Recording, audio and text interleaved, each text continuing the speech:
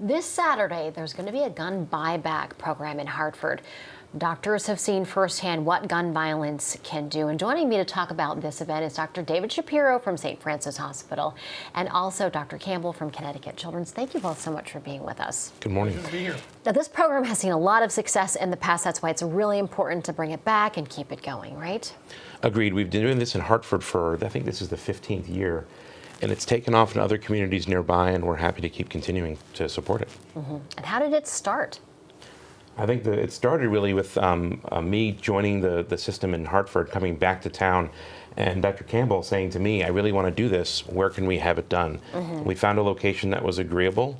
It took us a long time to do that, and we built the process together, and over the last several years have really built it up to a consistent presence in Hartford. Right, and the great part about this is that it comes down to community engagement. And there's no easy fix for the problem of gun violence, but working collaboratively with communities, hospitals, and law enforcement, we've been able to make a big difference collecting a lot of unwanted firearms from the community. And Dr. Campbell, walk us through the process that will happen if someone is watching and they do have a weapon, it's not being used, or for whatever reason they would like to surrender it. What do they do? There's a lot of people, about 30% of citizens in Connecticut own firearms, and for whatever reason people may decide that they no longer want or need a gun. And if you have an unwanted firearm, just make sure it's unloaded, put it in a clear plastic bag, and bring it in, no questions asked, and we'll be happy to exchange it for a gift card.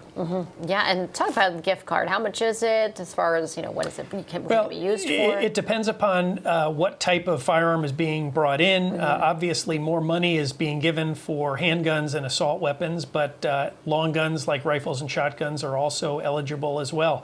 And we just want people to get rid of guns that they don't have a use for any longer, so that they're not an opportunity for criminals or for a curious child.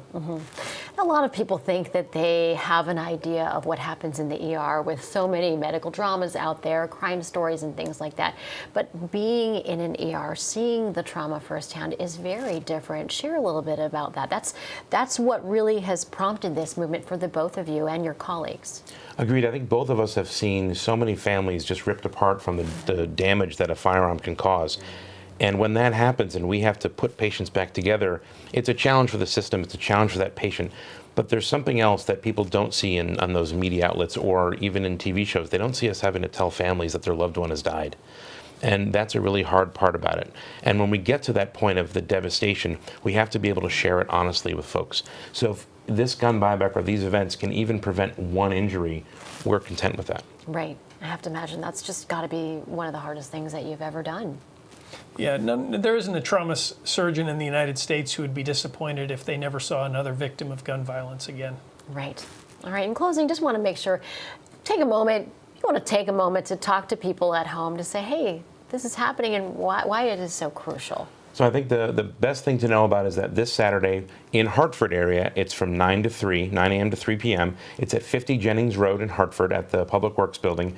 And we're there to accept firearms that people don't want. So if you have one in your house that you've inherited or it doesn't work anymore or something that you just want to get rid of and not have it sitting idle in your home, bring it to the gun buyback and we'll take it. Yeah, and the last thing I would just say, this isn't about saying guns are good, guns are bad. It's about making firearm ownership as safe as possible. Right. And one great way to do that is to get guns that no longer have a use out of people's houses and make it safer. And just prevent unnecessary tragedy. And of course, the big thing here, no questions asked, right? Just bring it in safely and just be done with it. Doctors, thank you both so much for being with us. I do Thank you appreciate for having your us. time and also appreciate everything that you do on a daily basis. Thank you.